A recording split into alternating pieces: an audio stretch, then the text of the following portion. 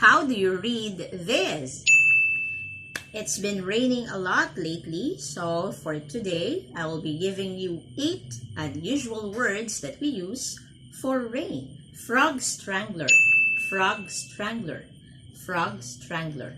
This term is used to describe torrential downpour.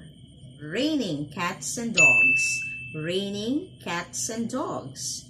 It's a term that we use to describe a heavy rainfall. Spritzing, spritzing, spritzing. It means light rain. It comes from a German word, spritzen, which means to spray. Pickles, pickles, pickles. It means heavy drops or sheets of rain. Cloudburst, cloudburst, cloudburst. It means sudden and heavy rain. Deluge, deluge, deluge. It means a great flood of water. Mizzle, mizzle, mizzle.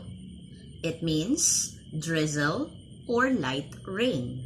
Lovely weather for ducks, lovely weather for ducks. So we assume that the rains could be a good weather for ducks.